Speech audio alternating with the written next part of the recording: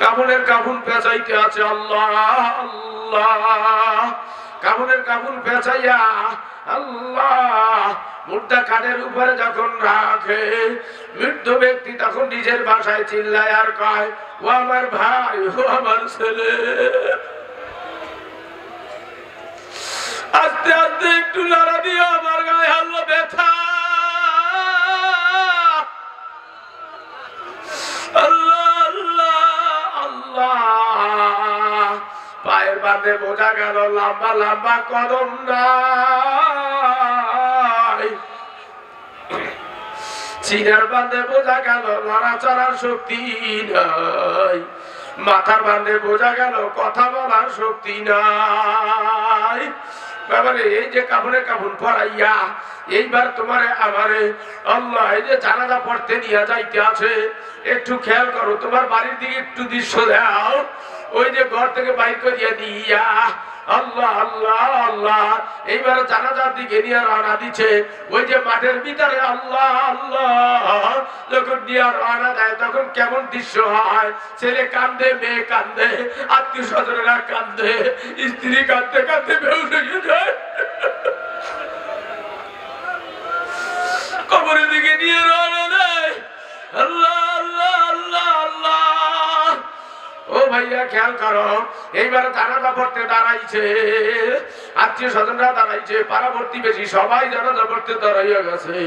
জানাজা শেষ করিয়া এইবার কবরের দিকে নিয়ে রওনা দিছে, কেমন দেখা যায় আল্লাহ আল্লাহ,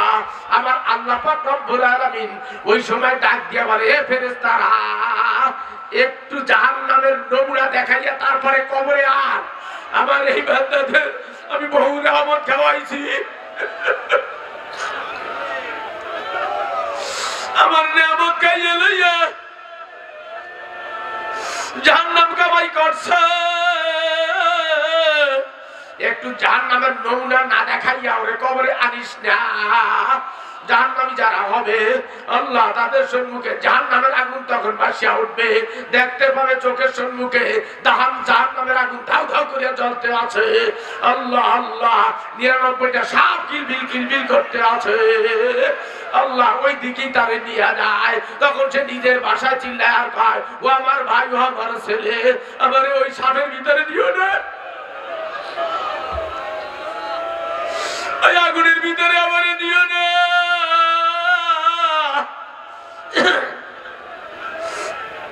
খেয়াল করো আল্লাহ আল্লাহ, কে শোনে কার কথা, বাবারে খেয়াল করো তোমার আমার আল্লাহ আল্লাহ, এই যে কবরের ভিতরে নিয়ে রাখতে আছে, আল্লাহ কবরে যখন নামায় তখন বলে বিসমিল্লাহ আলা মিল্লাতে রাসূলিল্লাহ, বাবারে মদিনা থেকে আল্লাহ রাসূল ওই সময় ডাক দিয়া বলে, না না না, এই গুনাহগার উম্মতের জামিন আমি রাসূল হইতে পারবো না, এই দাড়িকে মাইনা বেনামাজির জামিন আমি রাসূল হইতে পারবো না, বাবারে তখন কোনো উপায় থাকবে না, এই জন্য বুঝে শুনিয়া তারপর মাওলার কবরে যাইয়া শুইও,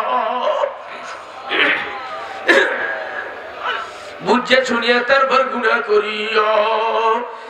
খেয়াল করো তোমার আমার কবরে রাখছে আল্লাহ আল্লাহ, এই যে কবরে রাখা একে একে সবাই উঠে যায় আর বাঁশ দিয়ে চাপা দেয়, ডাইনে মাটি বামে মাটি নিচে মাটির বিছানা, উপরেতে বাঁশের চাপা, পালাবার জায়গাও কিন্তু পাবা না।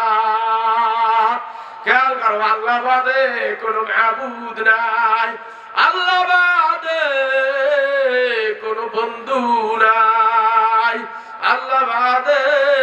কোনো মাশুক নাই, লা ইলাহা ইল্লাল্লাহ লা ইলাহা ইল্লাল্লাহ লা ইলাহা ইল্লাল্লাহ লা ইলাহা ইল্লাল্লাহ লা ইলাহা ইল্লাল্লাহ লা ইলাহা ইল্লাল্লাহ লা ইলাহা ইল্লাল্লাহ লা